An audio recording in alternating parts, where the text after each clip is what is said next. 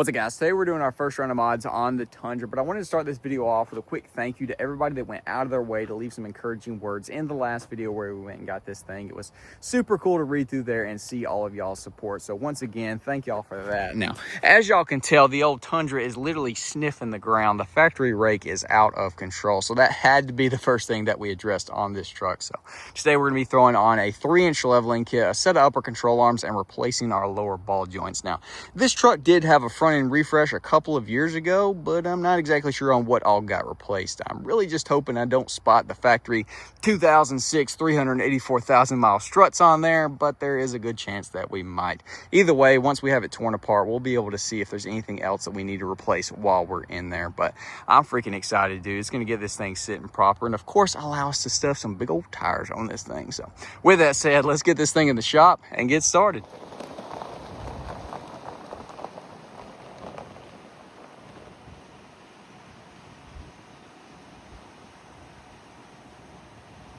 From the ground to the fender, right under 33 inches. So now I'm gonna go ahead, jack it up, put it on jack stands, take the wheels and tires off, and we can get started. First thing we wanna do is go ahead and disconnect our ABS and our brake line. It's gonna be 10 mils and 12 mils.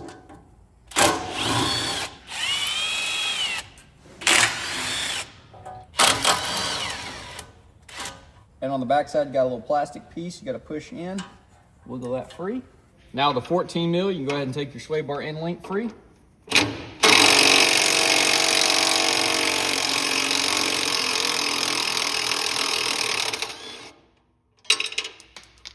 Now you want to get the cotter pin out of our tie rod end link.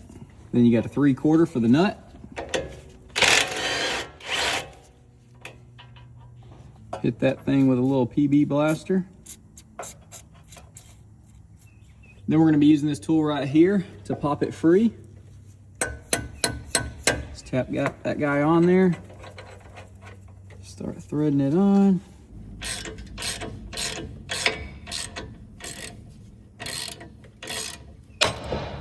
It's going to be a 14 mil for our top strut bolts. You might need a little cheater bar to break it free. We'll go ahead and remove the back two and just leave one on there. With a little bit of thread.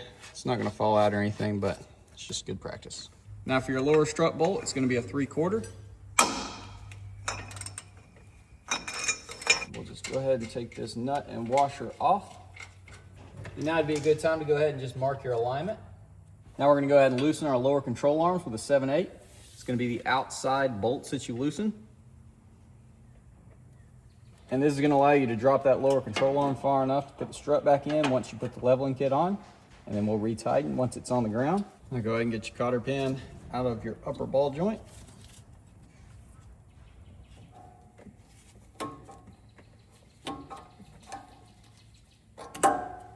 Now we're going to take our 1-inch, crack this free. Go ahead and thread this guy out all the way.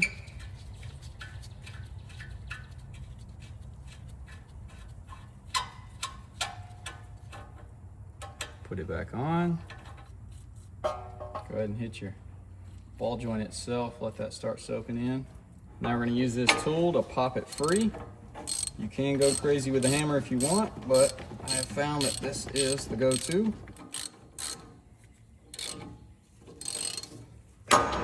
Well, that one came out super freaking easy. Then with the 3/4, let's go ahead and loosen our upper control arm bolt.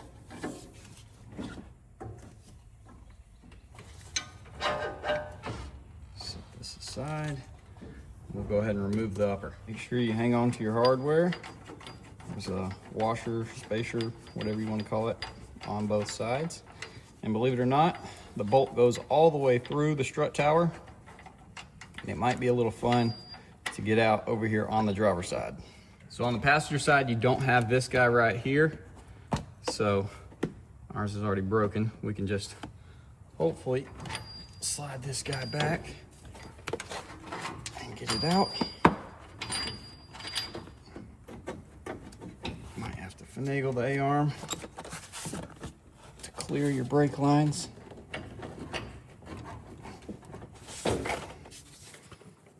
Now our new uppers have a completely different ball joint design. So we're gonna be removing this guy. Once you got that off, you gotta get this snap ring out. And of course, I can't find my little snap ring set, so we're gonna just make do with what we got.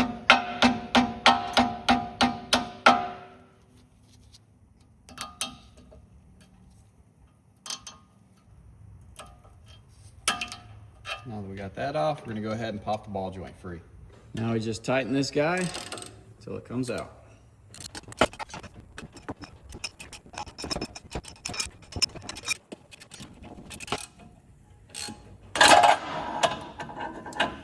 There she is. So now you just want to go in here and clean this guy up real good because we're swapping from a under ball joint to a more GM-like over ball joint.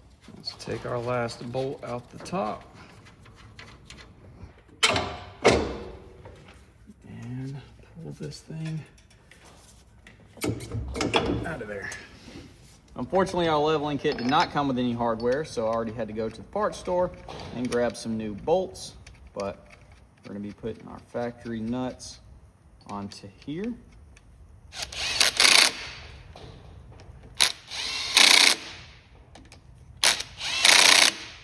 Slide it up into place. Get our bolts started. You can only go in one way. Raise your jack so you can line your bottom bolt up. Snug this up and go ahead and tighten your top ones. So here's our new upper control arms. Not sure why these aren't pushed in flat, but we're gonna go ahead and tap them all the way in.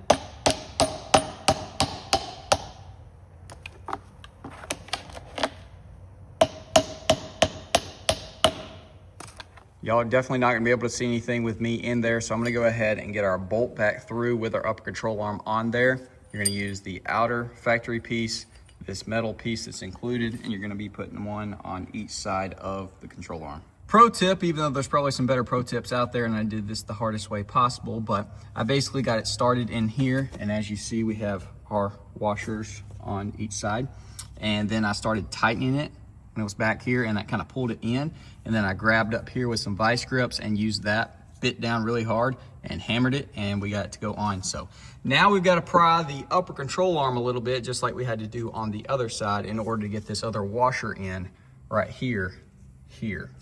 Pull this thing far enough back to where we can slip this washer in there, which is definitely a little fun to do, but you gotta do it.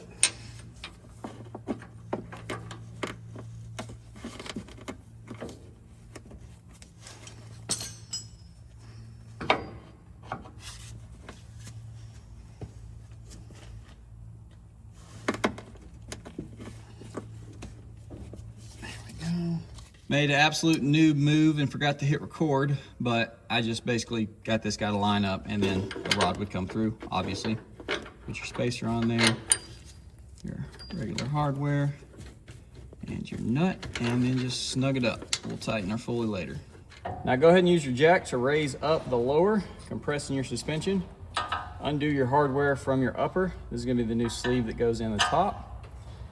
Your upper is gonna go down into that spacer and then your nut. And now go ahead and tighten this thing down to 50 foot-pounds.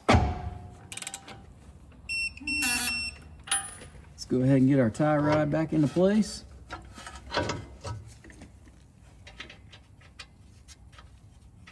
Tighten this guy back down.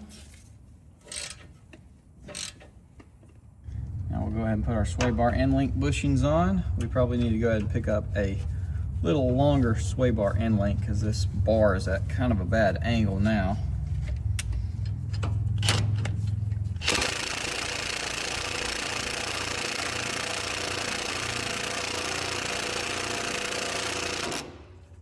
Now I'm just gonna go ahead, put all of our brake lines back into place. This is the only one where you don't reuse the factory hardware. And then I'm gonna go ahead and put a little bit of grease in this upper. It says to lightly grease, do not over grease, which this upper kind of baller, and it comes with this cap, which is really cool. So anyways, I'm gonna get those on, pump a little grease into here, get the wheel and tire on, sit it down, I'll tighten our upper, and then I'll go ahead and retighten our lower. And that is gonna be the complete install for what we are doing today. So I'll go ahead and catch up with y'all for the B-roll. Let's see how the old Tundra is sitting with a 3-inch leveling kit.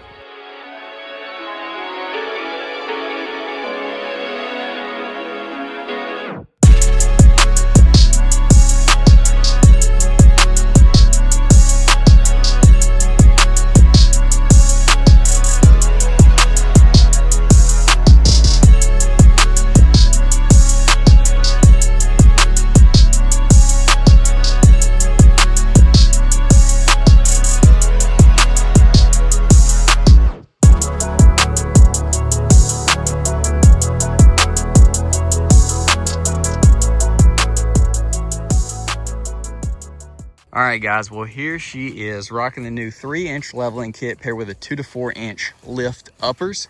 Y'all drop a comment and let me know what you think.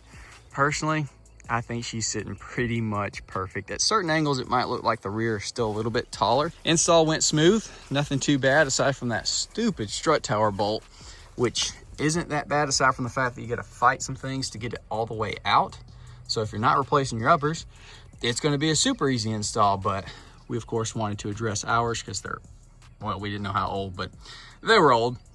Anyways, I like the new design of this, very GM-like versus Toyota's factory style. Only issue we might run into is potentially clearance, so we're definitely gonna go with at least a 1250 tire, and of course it'll be taller. That could get tight quick, we'll have to see. These are like the cheapest uppers I've ever bought though, which is kind of scary, but they seem like really good quality. Hoping they don't ka-chow us at 500 miles, but I mean, we have literally a $45 leveling kit, $100 and something lift uppers, and the truck is like a million times better looking and drives just as it did before, which is sick. Now, obviously we didn't do the lower ball joints in this video, and for 2 good reasons. Number 1, I didn't want to rush today. I wanted to be able to get the video done and in completion. And so I figured those would take a little bit of time, shouldn't be too bad. As well as we're gonna have to tear it apart anyways, because I think I want to go ahead and replace these struts, because the CarQuest replacement struts that are on there look like they've been on there for a while. The passenger side lower bushing looked a little rough, and so we'll probably just go ahead and replace it with something similar. We could do like we did on Terry, our other first gen Tundra that we had, and do like the loaded struts from Rough Country.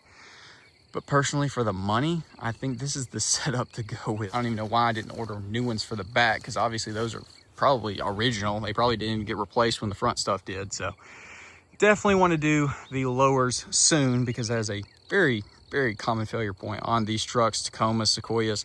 And when they fail, it ain't freaking pretty. So we'll do those. We'll do some new struts or shocks in the back and swap our strut shock thing out. You know, you take it out from inside the coil, whatever the case, whatever you want to call it.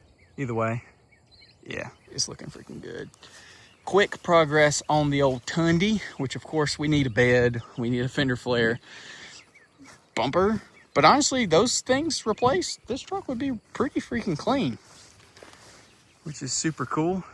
And I'm just enjoying it. We're not going overkill with this thing, but I do want it to be super clean, leveled out truck. Try to keep all the XSP stuff, which I really like. I like the steps, I like the wheels. I know everybody's gonna be yelling at me saying, take the steps off. Yes, it will make the truck look much taller. Possibly might do that. That'd probably be the only thing that we remove. But I kind of also like them on there because it's like, it's part of the package. And I don't know, maybe I'm being weird with that. I really like the front skid plate on here, which is not much of a skid plate. It's more of just literally just an appearance thing. But I think that's what first gens are missing, dude. I know Terry definitely was. That looks super aggressive on there. I guess I should go ahead and show y'all our angles. There they are. That's our angles, boys. We do need to adjust our alignment a little because it got off a smidge. But, I mean, honestly, we might not. It looks pretty freaking good. It's hard to tell over here with the fender flare. We'll, of course, get a proper alignment once everything that we want to replace is replaced. I'm gonna quit rambling. Hopefully y'all enjoyed. Drop a comment, leave a like, subscribe if you're new, ring that bell notification, and I'll see y'all boys in the next one.